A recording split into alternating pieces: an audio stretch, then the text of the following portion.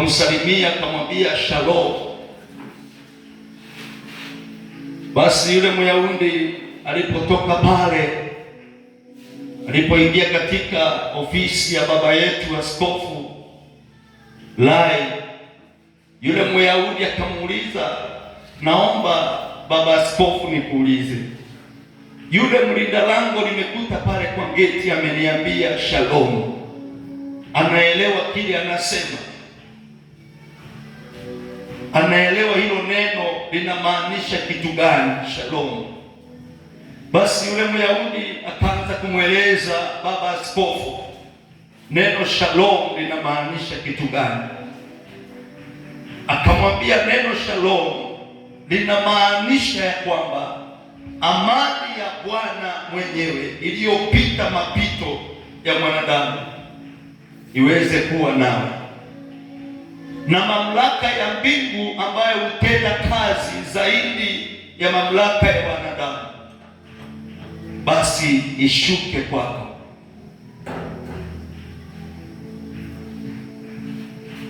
Kwa hivyo hili neno shalom liko na nguvu.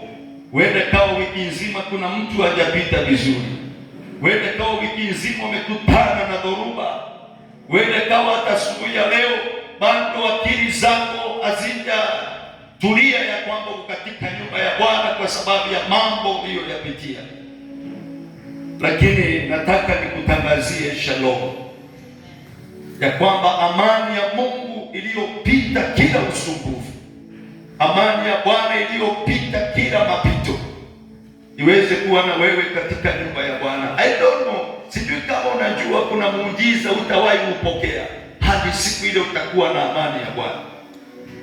Bwana asifiwe sana. Huo si ujumbe wangu. Napenda asubuhi ya leo niweze kutambua uwepo wa kijana yangu, ndugu yangu, rafiki ambaye yuko pamoja na sisi siku ya leo. We have our brother Mwasho. Naomba tuweke mikono yetu pamoja tuweze kumfurahia kwa sababu ya kuwa pamoja na sisi. Alafu tuko na wazazi tumetoka na wao maeneo ya Manoa. Nafikiri ni mara yao ya kwanza kuwa hapa katika kanisa hili. Naomba tu mami na dadi pale mpunge mkono namna hiyo ili tuweze kuwafurahia. Naomba mfanye namna hiyo. Wafurahieni wale wazazi jamani. Asante sana. Leo nimetika moyo kwa sababu ya kufuata ruti hii ya Manoa. Sababu leo nimekuja na watu 14. Na wale watu 14 hao wazazi ni mmoja wapo. Kwa hivyo moyo wangu uko na furaha kwa sababu ya hilo. Ibada hii nilisema nitahudumu kwa sababu leo ndio tuko na vijana Sunday ya mwisho, alafu waweze kuelekea shuleni.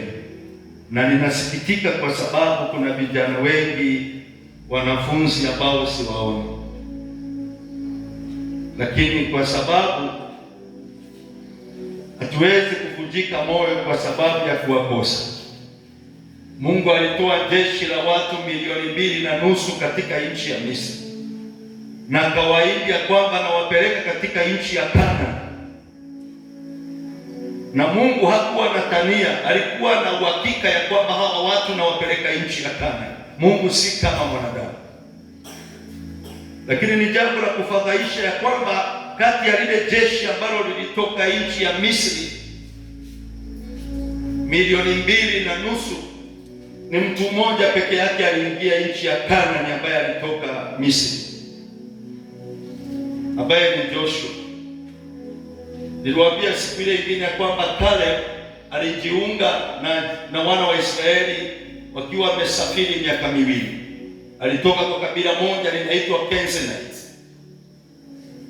Kwa hivyo kama Mungu aliweza kuokoa mtu mmoja kutoka Misri out of 2.5 million, kwa hivyo hata sisi wanadamu hatuna sababu ya kuvunjika moyo wakati ambao umeona mambo ikienda vizuri vile ulitarajia, kwa sababu wewe ni mwanadamu na huyo tunaongea mambo yake ni Mungu. Bwana asifiwe sana. Lakini najua wataendelea kujiunga na sisi tunapoendelea na ibada hii. Bwana amenipa neema ya ajabu, na naweza sema ya kwamba wakiitwa watu ambao wamesaidiwa na Bwana, mimi naweza kuwa mmoja wao, kwa sababu nilitoka Mwatate siku ya Alhamisi usiku, nikasafiri nyumbani, tukawa na mazishi ya jirani yangu siku ya Ijumaa. Nilikuwa nirudi Ijumaa usiku, nikaambiwa hapana mchungaji, vile umekuja lazima nikupeleke retreat. Basi nikapelekwa matembezi katika msitu wa Mount Kenya. Nikatembezwa hapo jana, kazunguka huko, na mmoja wapo wa mambo ambayo yalinishangaza ni kwamba nilienda kukuta mwanaume huko, ndugu yake yule aliyenipeleka. Huyo jamaa ni pilot, anafanya kazi na Airways. Lakini mpendwa, niliona mambo sijawahi ona jana. Mtu amefuga nguruwe zaidi ya 4,000. Zinga la nguruwe mpaka unaona kama bado. Nikafika mahali nikaona kama maisha yangu iko hatari, sababu umezungukwa na vitu vingine vya 8 vitu sijawahi ona tena. Tuachane na haya, na nikagundua ya kwamba duniani hapa tuko na nafasi ya kutajirika, tuko na nafasi ya kuwa na vitu. Can you imagine? It is very shameful ya kwamba kama tutakufa maskini na tuko na miguu, tuko na mikono, kila kitu chetu kiko sawa. I want to challenge you. Na hiyo seminar nilipelekwa jana, hiyo retreat nilipelekwa jana. Yaani mtu amefuga hizi mavitu nguruwe zaidi ya 4,000. Magari yanakuja kubeba, yakipeleka Kakamega, yakipeleka Western. Kwanza Western ndio wanabeba sana.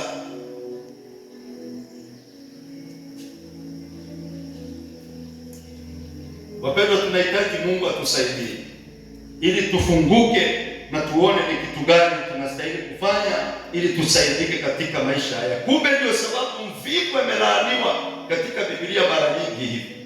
Tena naambiwa kama ufanye kazi na usile. Na kanisa hili tunaamini kufanya kazi kwa bidii. Bwana asifiwe sana. Asubuhi ya leo nataka nisome maandiko sehemu 2, alafu baada ya hapo nitaweza kutumia muda ulio mbele yangu vizuri kama dakika 30. Nataka nisome andiko la kwanza katika kitabu cha Wakolosai sura ni ya 2 mstari ni wa 6.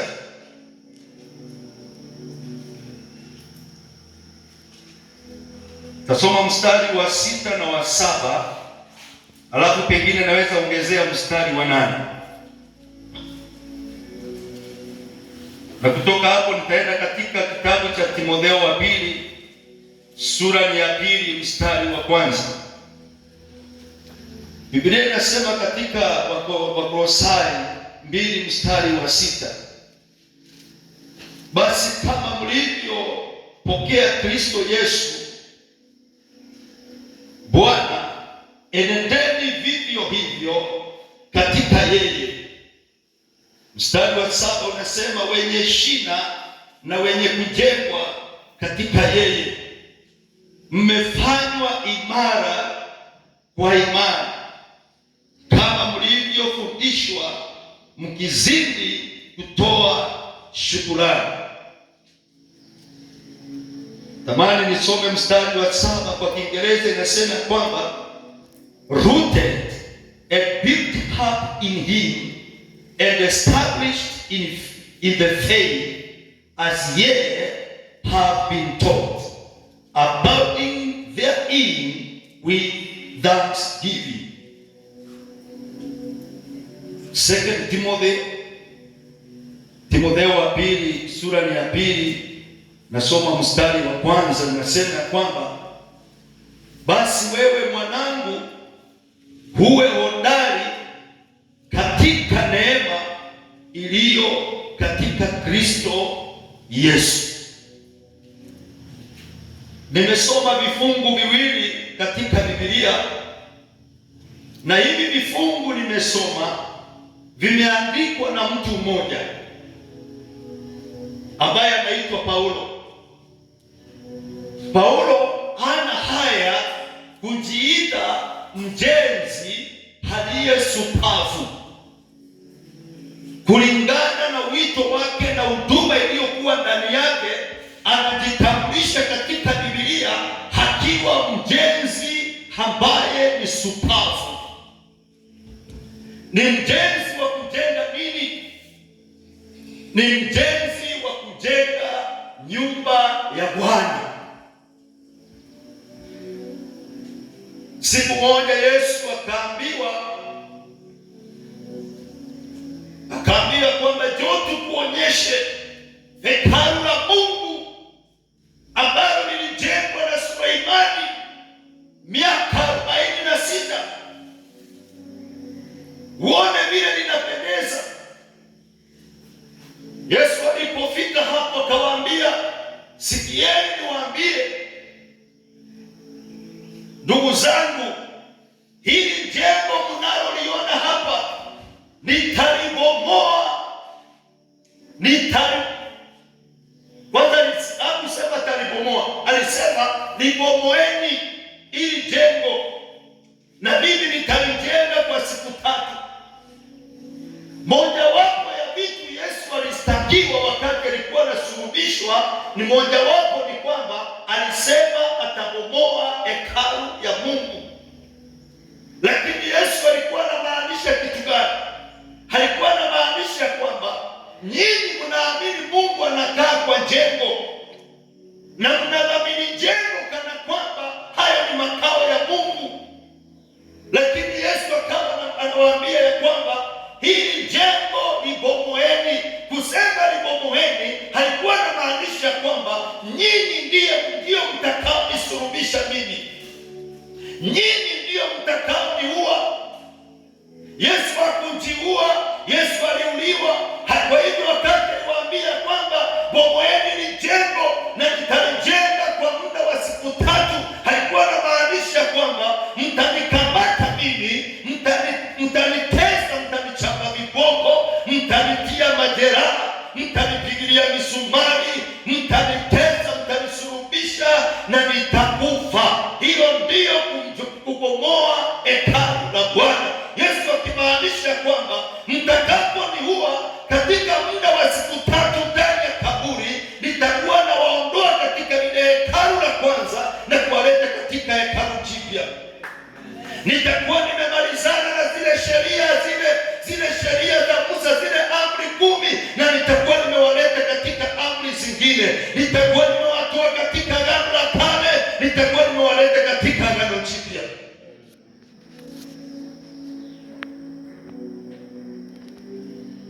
Ndiposa baada ya Yesu kufa na kufufuka, Mungu akai kwa jengo. Sisi ndiyo hekalu la Bwana na sisi ndiyo tunajengwa, sisi ndiyo tunazaliwa. Jumapili tulisema si Yesu anazaliwa ndani yetu tena, bali ni sisi tunazaliwa katika ufalme wake. Sisi ndiyo tunazaliwa tena mara ya pili katika ufalme wake. Ninachungulia maandiko katika kitabu cha Isaia sura ya 66 mstari wa 1 na wa 2. Biblia inasema ya kwamba ni jengo gani mtakalonijengea mimi? Ni mahali gani pangu pa kukaa? Kwa sababu mbingu ni enzi yangu na hapa chini ni mahali pangu pa kuweka miguu. Halafu mstari wa 2 anasema ya kwamba lakini napendezwa na mtu huyu. Yesu na Isaia wakati alikuwa anaongea maneno haya, anamaanisha ya kwamba Mungu hawezi kukaa kwa majengo, lakini anapendezwa na mtu huyu, mtu aliye mnyonge, yaani mtu aliye mnyenyekevu, mtu ambaye anatetemeka kwa sababu ya neno la Mungu. Mungu anataka kuonyesha kwamba mahali anaweza kukaa. Kwa hivyo sisi ndiyo hekalu la Bwana na sisi ndiyo tunaweka msingi, sisi ndiyo tunajengwa, sisi ndiyo tunakamilika. Na Biblia inasema ya kwamba hili ni jengo la roho, hili ni jengo la kiroho. Mungu hawezi kukaa kwa majengo ya simiti, Mungu hawezi kukaa kwa majengo ya matofali na mabati, lakini anakaa katika jengo la roho, ambapo hilo jengo ni sisi tunajengwa.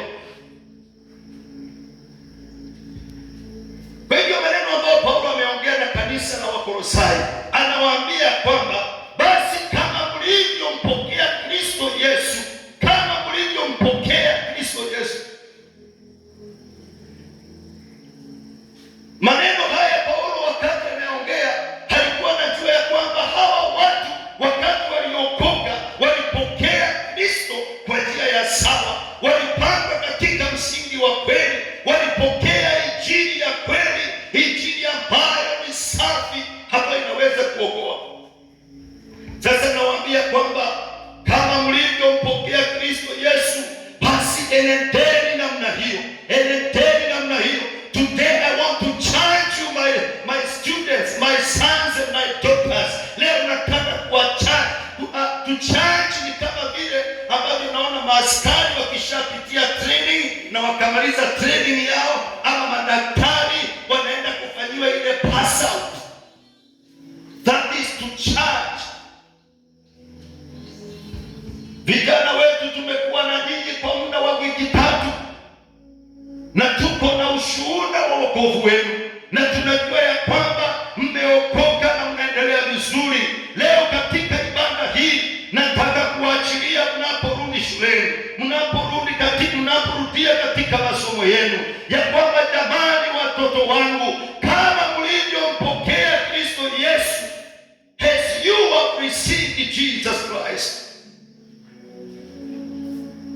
kama vile mmekuwa watiifu katika nyumba ya Bwana, kama vile tumewaombea hata last week, watu kawafanyia ibada ya anointing. Sasa hii tuko na uhakika na nyinyi ya kwamba you are unstoppable, ya kwamba hakuna chochote kinaweza kuwasumbua. Mtakapotoka hapa, mnaporudi shuleni kule mnasomea, hatujakosa kutambua ya kwamba shule zingine ziko katika coverage ya nguvu fulani ambazo zinatawala.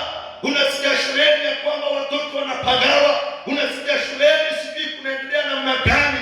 We have come to realize ya kwamba hata ufalme wa giza, vile tunavyowatuma marine girls, vile tunavyowatuma kule Mwambonu, vile tunavyowatuma kule Matua girls, tunajua ufalme wa giza nao una condition watu wake, ya kwamba tunawatuma kwa hizo shule, mwende mkasumbue wanafunzi, mwende mkapagawe wanafunzi. Lakini nimekuja kuwatangazia wanafunzi ya kwamba nimekuja kuwafanyia pass out, ya kwamba tunapowaachilia tuko na uhakika na nyinyi. Tunataka tuachilie nguvu za Bwana katika maisha yenu.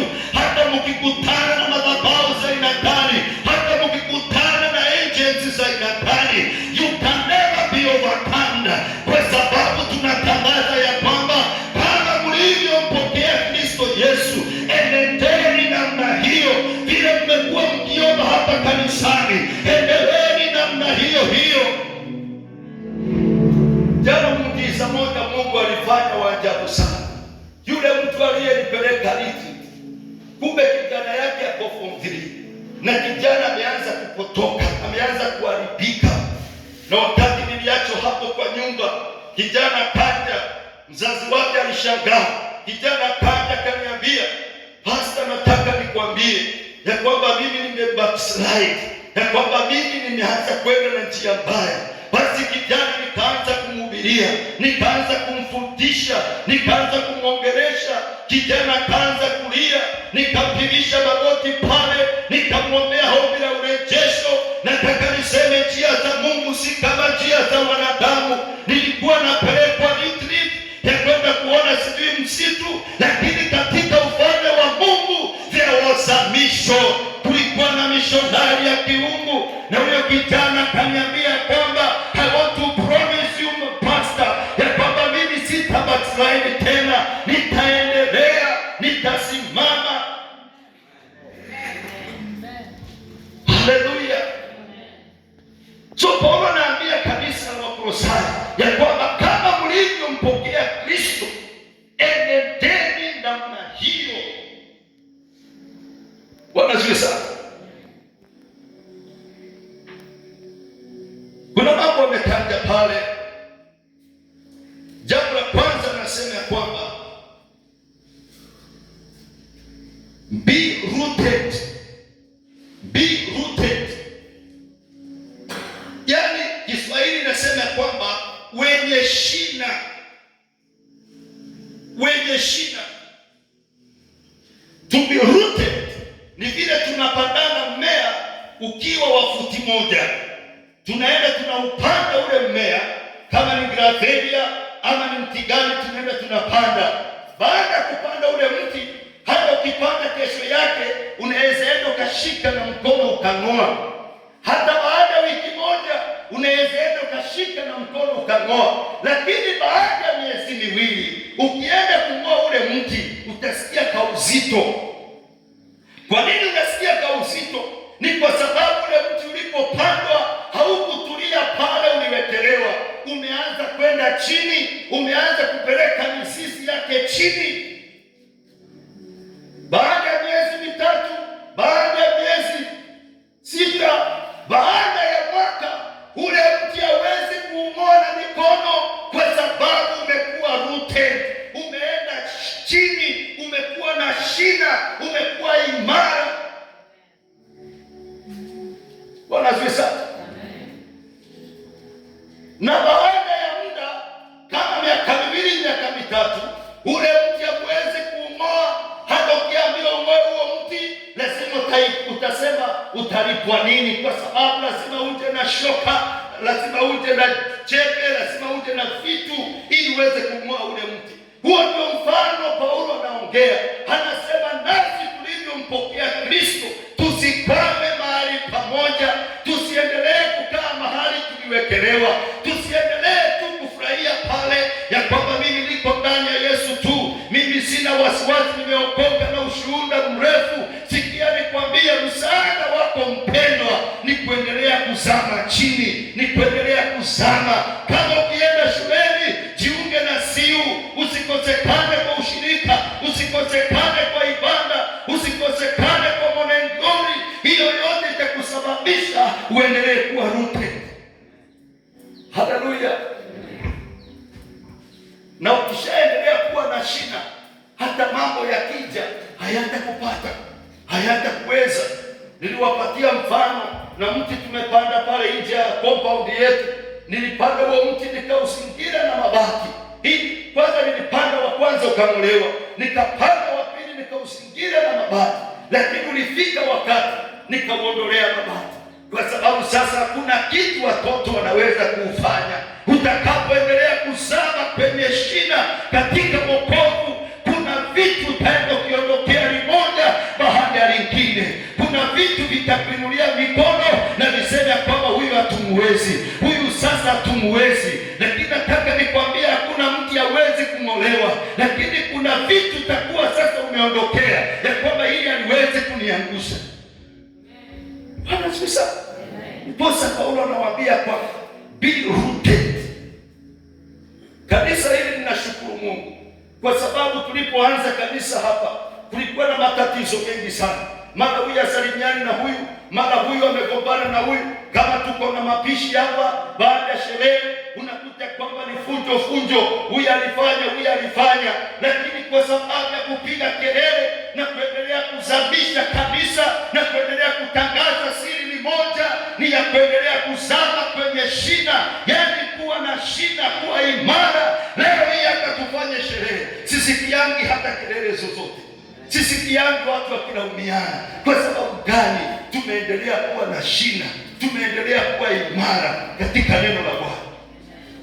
Kanisa linapoendelea kufundishwa, hata zile ndoa zilikuwa na migongano mingi, hata unakuta ya kwamba mambo ni mengi, watoto wanagombana na wazazi wenyewe wanagombana. Tunapoendelea kuzama kwenye shina, kuna vitu ambavyo vitatutingiza.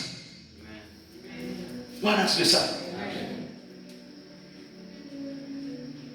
Na sijui kama mnajua ya kwamba si mapenzi ya Mungu kila siku awe anakaa tu anakuficha. Unajua mtu akiokoka, Mungu anamwekea neema nyingi sana, ni kukulinda tu. Lakini Mungu nje anakuanza kuondoa sanchu moja, yale mabati yamekusingira nayo, anaanza kuondoa moja baada ya nyingine, sababu Mungu anataka ujisimamishe. Mungu anataka ujue ukweli na ukweli huo ukusimamishe.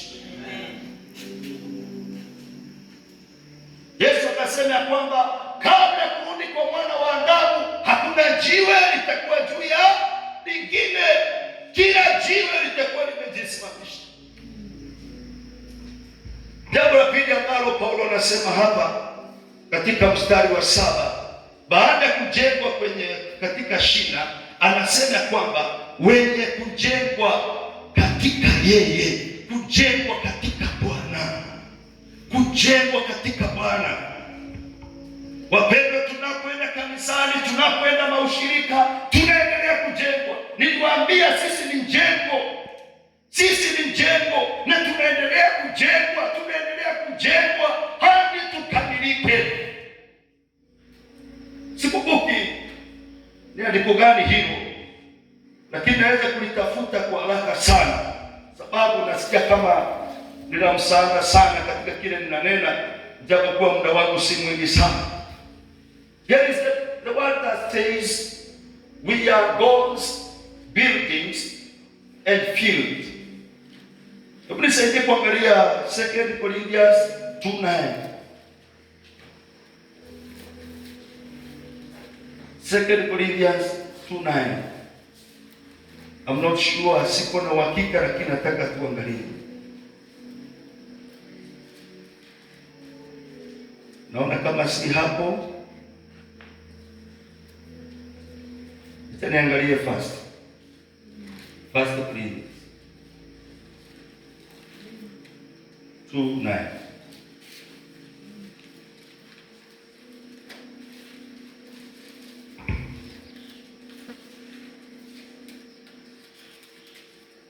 Haya, wale ambao mna Google, hebu nitafutie that scripture ambayo inasema kwamba nyinyi ni mijengo ya Bwana na nyinyi ni mashamba ya Bwana. 1 Corinthians chapter 3 verse 9. First, yes. 1 Corinthians chapter 3 sura ya 3 mstari wa 9 unasema kwamba maana sisi tu wafanya kazi pamoja na Mungu, ninyi ni mashamba, ninyi ni shamba la Mungu na ni jengo la Mungu. Wakati unaona mchungaji kama saa hivi, unaona niko hapa asubuhi, tuko shirika na Mungu. Mungu hawezi kuja hapa akachukua madhabahu akaanza kuongea na nyinyi, lakini we are called workers together with God. Tunafanya kazi pamoja na Mungu, na hii kazi tunafanya ni kazi gani? Ni kazi ya kutengeneza shamba lisiwe na kwekwe, lisiwe na manyasi. Tunatengeneza shamba ili liweze kuwa safi, liwe na mbolea, liwe na rutuba mzuri, liweze kuwa na mimea iliyo hai. Vile mnaniona hapo wapendwa, hivi saa hii nimeshika ile kijiko ya fundi na ile nyundo na ile karai, tumeshirikiana na Mungu kujenga jengo lake, kwa sababu nyinyi ni jengo la Bwana. Bwana asifiwe sana. I wanted just to confirm to you ya kwamba nyinyi ni jengo la Bwana, ili nirudi pale tena Wakolosai 2 mstari wa 7 ambapo anasema ya kwamba Paulo anasema ya kwamba wenye kujengwa katika yeye. Wapendwa, kanisa linajengwa, kanisa linajengwa. Ukienda makanisa yale makubwa, ukiona yakiwa na watu wazito, watu wako na neno, walifanya kujengwa. Hata hili letu la Mwachamo, nataka kusema mahali tulianzia, si hapo tuko leo. Nilikuwa naangalia katika akaunti yetu ya YouTube juzi, mpaka ninaona akina Mwende vile wanatandika injili pale, wanaongea neno la Mungu pale. Nikaangalia wengine, hata mama juzi, naona hata wewe umeingia kwa YouTube sasa, hata wewe uko ndani. Bwana sio sana. Tumekuwa na watoto hapa, unakuta mtoto anasimama hapa anasema verses 20 za Biblia, 20 verses. Hakuwa anajua mbeleni, lakini ni kwa sababu amejengwa, amefanyiwa kazi. Wapendwa, kanisa huwa linafanyiwa kazi, kanisa linajengwa, kanisa linaandaliwa. Nenda kwa mashamba saa hii, utakuta mashamba vile yalivyo. Kuna mahindi ambayo inametameta kama imepakwa mafuta, na kuna ingine nayo yameanza kuwa ya yellow, kwa sababu inategemea ilifanyiwa kazi namna gani, ulipanda mbegu gani, ulipopanda ulipanda namna gani. Wengine wanapanda tu mahindi kama maharagwe, unakuta kwamba yamekaa kama yalimwagika, hakuna kitu utapata, yatachomana na hakuna hayatakuwa na afya. Hayo wengine hatujapalilia, ukienda mahindi sasa hivi inaanza kunyonywa nguvu na manyasi. Hiyo ni shamba ambalo halijafanyiwa kazi, lakini shamba la Mungu ambalo ni kanisa lake, Mungu ametupatia nafasi ya kulifanyia kazi. Ndipo Paulo anasema kwamba wenye kujengwa katika yeye. Mtu ambaye alikuwa hajui kusamehe leo anaweza kusamehe. Mtu ambaye alikuwa hajui kupenda leo anaweza kupenda. Mtu ambaye alikuwa hajui kuomba leo anaweza kuomba. Wanafunzi wetu tunapoachilia, nataka mjue nyinyi ni mjengo unaojengwa kila siku, na Mungu anatazamia kwamba huu mjengo ukae vizuri. Bwana pewe sifa. Pointi namba 3 ambayo Paulo ameongea, anasema kwamba mmefanywa imara kwa imani. Mmefanywa imara. Kiingereza inasema kwamba and established in the faith as ye have been taught. Yani mmedhibitika katika imani. That's why Mkristo ambaye haendi kanisa hawezi kumsaidia. Mkristo ambaye haendi katika ibada, hata kama ni ushirika, hawezi kumsaidia. Kwa sababu Paulo anasema namna gani? Mmefanywa imara katika yeye, ama katika imani, kama mlivyofundishwa. Kama mlivyofundishwa. So katika ibada, wakati tunafundishwa ili tuwe imara. Hata mawimbi yakija, yatuache tukiwa tumesimama.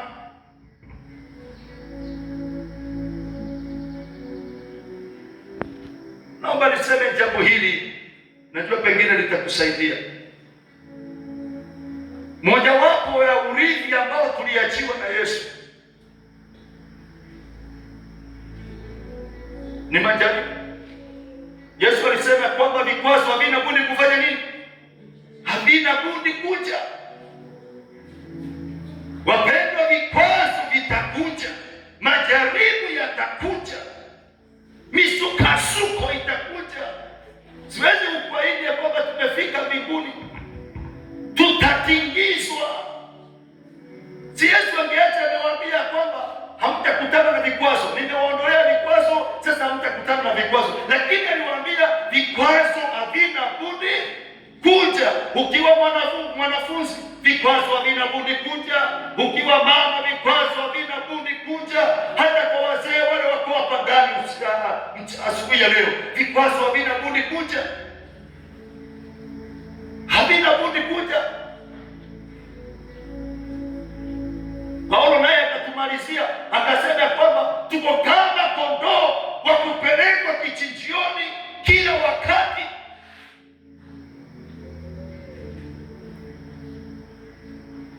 Lakini suluhisho hayo mambo yote ni kuimarika, is to be established. Tudhibitike, tuwe imara. Hili likija likutingize, lakini likuache ukiwa umesimama. Likuache ukiwa umesimama. Na Biblia inasema kwamba hakuna jaribu litakalo kuja bila kuwa limepimwa na likaonekana utaliweza. That is 1 Corinthians chapter 10 verse 13. 1 Corinthians chapter 13 verse 10. Mstari wa 10 wa Korintho wa kwanza sura ya 13 mstari wa 10 inasema kwamba lakini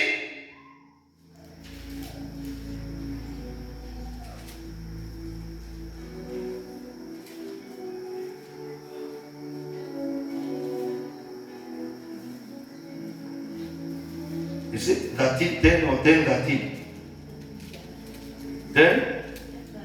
10:13 inasema kwamba jaribu alikuwapata ninyi isipokuwa lililo kawaida ya wanadamu. Kila jaribu litakalokuja kwako usidhanie limeanza na wewe, ni ya kawaida ya wanadamu.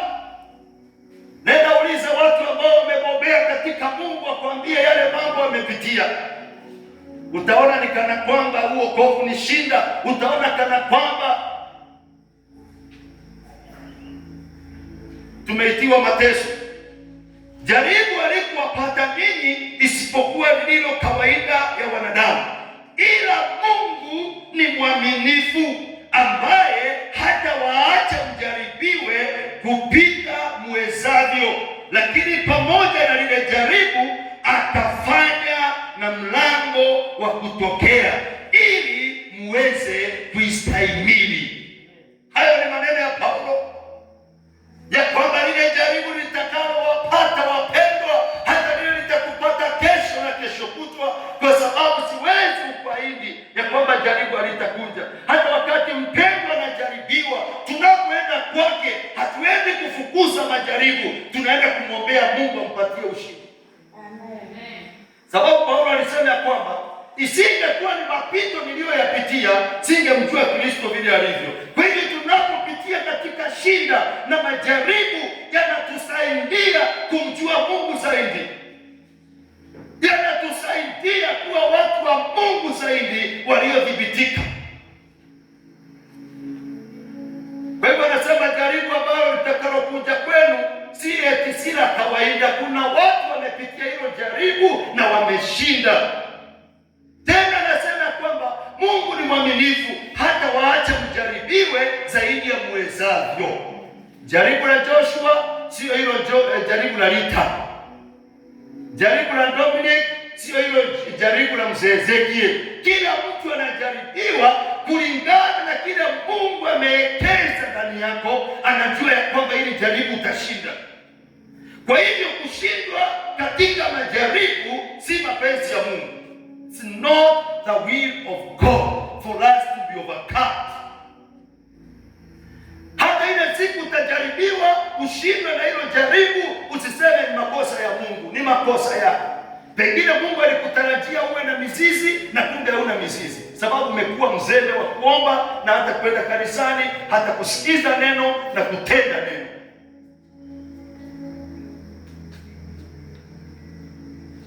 Mwalimu hawezi leta mtihani wa class 3 au grade 3 kama wajafundishwa mwaka mzima.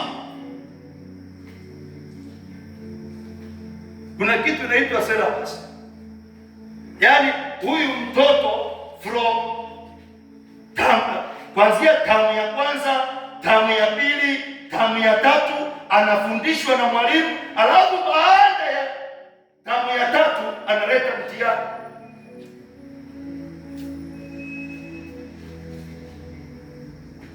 Wacha nisikwame hapo sana sababu muda wangu umeisha.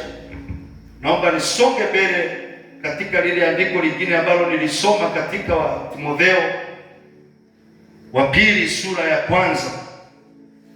2 Timothy chapter 2 verse 1. Hapa sasa si mambo ya kanisa. Hapa ni baba anaambia mwanawe. Ni Paulo tena anaongea na Timotheo. Anamwambia namna gani? Basi wewe mwanangu uwe hodari katika neema iliyo katika Kristo Yesu. Uwe hodari. Ingereza inasema kwamba thou therefore my son be strong in the grace that is in Jesus, in Christ Jesus. Be strong.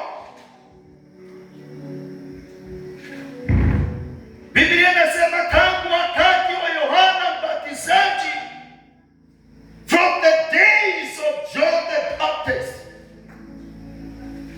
ufalme wa Mungu wapendwa unachukuliwa kwa nguvu. Vitu vingine vingine utavipata kiurahisi, lakini wapendwa, vitu vya kiungu tunavipata kwa nguvu. Lazima tung'ang'ane, lazima tupambane. Waisraeli hawakuambiwa nendeni muingie Kanaani kiurahisi, mwende muingie Kanaani kiurahisi. Waliambiwa mwende mpigane na mmalize kila kitu ili muweze kuchukua ile nchi. Ufalme wa Mungu, wapendwa, hautaamuka asubuhi moja ukute ukisamehe na ulikuwa hujui kusamehe. Lazima ulipe gharama, lazima uombe, lazima usome neno la Mungu, lazima neno la Mungu likifundishwa ulisikize na utamani na uliombee ya kwamba Mungu, kama neno lilivyosema, nataka kuwa namna hiyo. Tangu wakati wa Yohana Mbatizaji, Biblia inasema ufalme wa Mungu unachukuliwa kwa nguvu, na tena Biblia inasema kwamba wale wenye nguvu ndio watakaochukua. Kwa hivyo ndani ya kanisa kuna watu hawatachukua ufalme, kuna watu ambao hawataweza kuchukua ufalme, kuna watu ambao hawataweza kupokea vitu vya Mungu, kuna watu ambao wataishi wakiwa watoto miaka nenda na miaka rudi. Hawezi kusamehe, hawezi kupenda Mungu, hawezi kupenda kanisa, hawezi kuwa mtu ambaye anaweza tegemewa kwa nyumba ya Bwana. Kwa sababu gani? Yeye anataka tu vitu vya ufalme vije tu hata akiwa ameketi nyumbani. Vitu vya Mungu vije tu hata hujaomba wiki nzima. Vitu vya Mungu vinje. Nataka nikwambie, utakuwa wa kimwili times 10.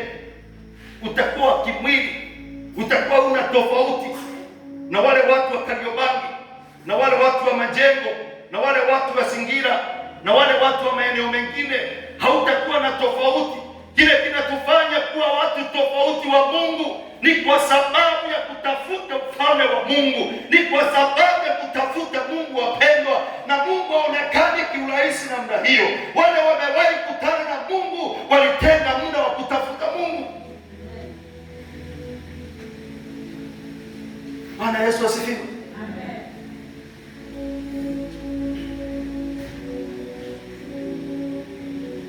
Wewe unataka uhubiri kama Gechoro, lakini ungejua zile gharama nimelipa. Unataka uhubiri kama wahubiri wengine wazito wale tunaona kwa television ama wale wanasikika. Nataka nikwambie wamelipa gharama. Bwana asifiwe sana. So Paulo anamwambia Timotheo ya kwamba, mwanangu, ninapokuachilia, ninapokuacha uendelee na huduma, ninapokutuma kwa makanisa, ninapokuacha hata niende kwingine nikuache na kanisa, nataka nikwambie mwanangu, be strong, uwe hodari katika neema iliyo katika Kristo Yesu. Amen. Bwana apewe sifa. Amen. Asubuhi ya leo naamini neno hili linaongea na kila mmoja, si mwanafunzi, si mzazi, si nani. Wapendwa, wacheni tuwe hodari. Wacheni tuwe hodari. Ninamwamini Mungu ya kwamba siku zinakuja ambazo tukiingia maeneo, hata yale maeneo yako na mapepo, hatutahitaji hata kuomba, hatutahitaji hata kuwekea watu mikono, hatutahitaji kutembea mpaka koo zikauke.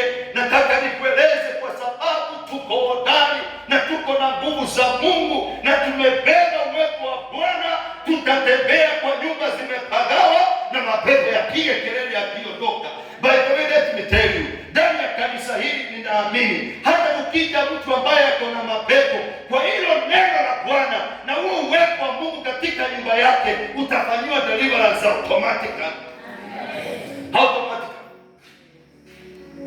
Hata wewe tusikuwekee mikono.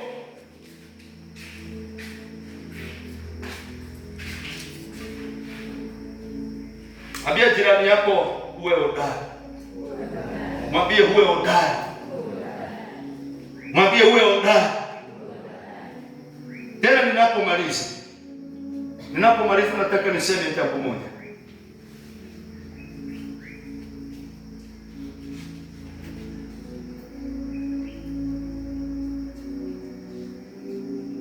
Tunapokuwa hodari, mfano wake ni kama mbwa. Sijui kama umewahi kuelewa, si rahisi mbwa kukuuma ukiwa umesimama. Hata wakati umeingia kwa boma mahali kuna mbwa mkali, ukionyesha mbwa kukimbia, umeipatia nafasi ya kukuuma, sababu umeitangazia kwamba mimi ni muoga. Lakini mbwa siku zote anapokunjia alafu simame imara namna hii, mbwa atasimama pale, aanze kukusoma. Ujasiri huu uko nao ni kwa sababu najuana na wenye hii boma, ataanza kukusoma. Ujasiri huu uko nao, uko na silaha inaweza kuniumiza.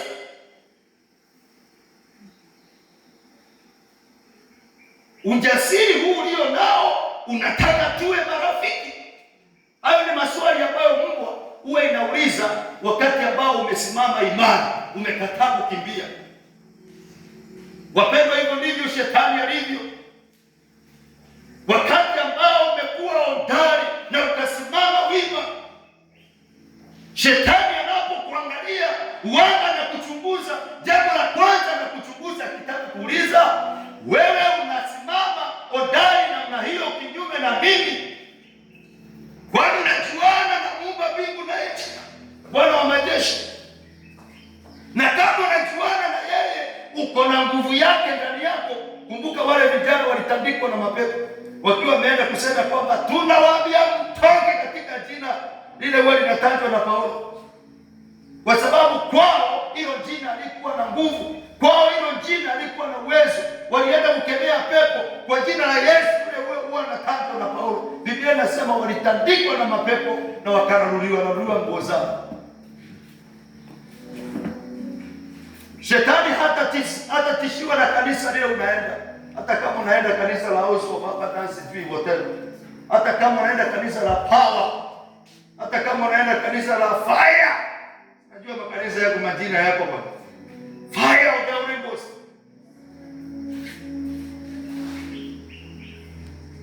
Niona lingine juzi linaitwa Uncompromising Grace. A lot of grace. Majina haimtishi shetani.